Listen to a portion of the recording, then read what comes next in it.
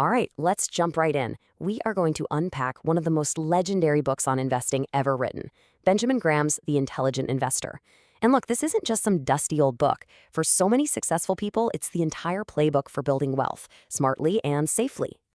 And hey, you don't have to take my word for it. When a guy like Warren Buffett, probably the most successful investor of all time, says this book is the bedrock of everything he does, you really got to pay attention. This book was his roadmap, and its ideas are just as powerful today as they were decades ago. So here's what we're going to cover.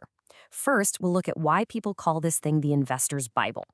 Then we'll dive into 3 of Graham's biggest, most game-changing ideas, the huge difference between an investor and a speculator, his brilliant little story about a guy named Mr. Market, and maybe the most important rule of all, the margin of safety. Then we'll wrap it all up.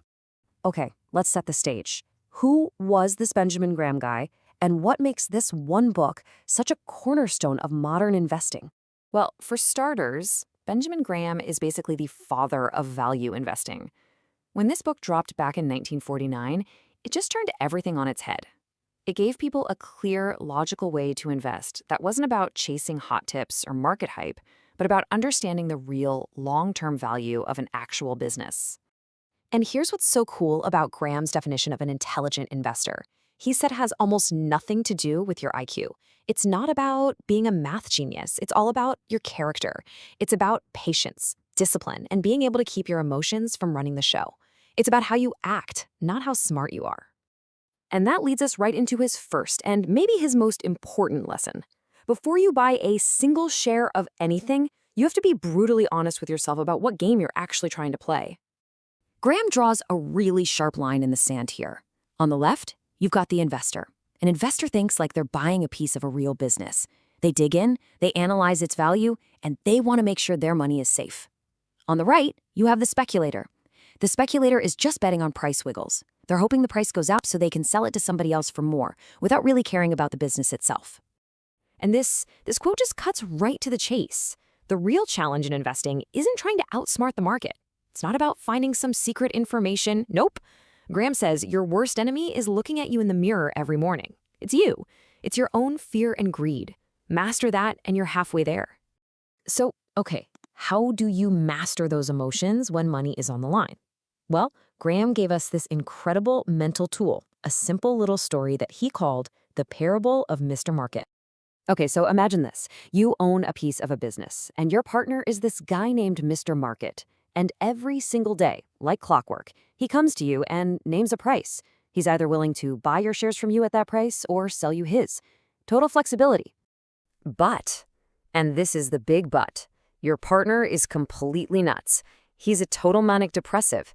Some days he's jumping out of his skin euphoric and he'll offer you a ridiculously high price for your shares.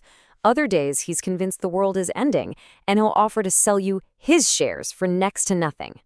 And here's the entire point of the story. Mr. Market's mood swings are your opportunity. He is there to serve you with prices, not to tell you what to think. When he's panicking, you can buy from him cheap. When he's ecstatic, maybe you sell. But you are always, always free to just ignore him.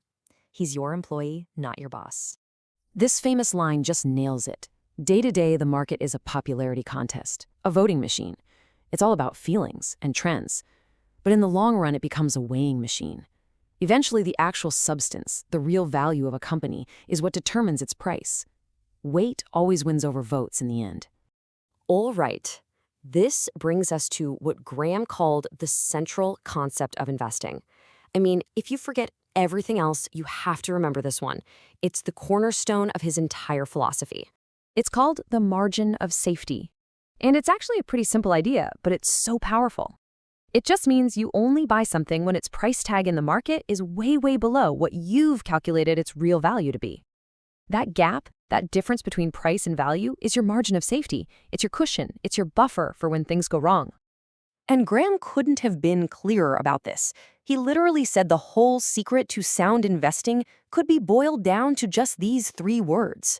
This wasn't just an idea for him, it was the idea.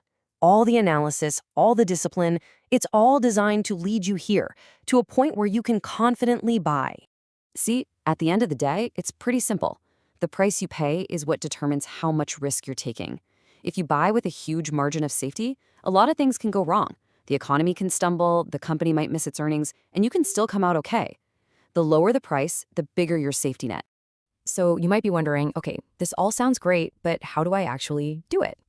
Well, Graham lays out two basic paths you can follow. He basically says there are two types of intelligent investors. There's the defensive investor, who wants a simple, safe strategy that doesn't require a ton of work. Think of it as the low-maintenance approach.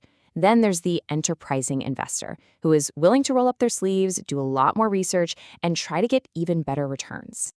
And he didn't just leave it at that. He gave you a playbook. For the defensive investor, for example, he laid out a clear checklist. Stick with big, financially solid companies. Make sure they have a long, consistent history of paying dividends and making a profit. And of course, don't overpay. This shows you just how practical his ideas really are. It's not just theory, it's an actionable plan. Now think about the world we live in right now. I mean, we've got crypto going to the moon and back, meme stocks, AI bots that promise to trade for you. It is noisy out there. And in this crazy environment, Graham's simple call for discipline, for patience, for just acting like a business owner, well, it feels more vital and more important than it ever has. So I'll just leave you with this one last question, because it really gets to the very soul of what Graham was teaching. When you look at the market, when you check your portfolio, who's really in charge? Is it you? Or is it the crazy, emotional, unpredictable Mr. Market?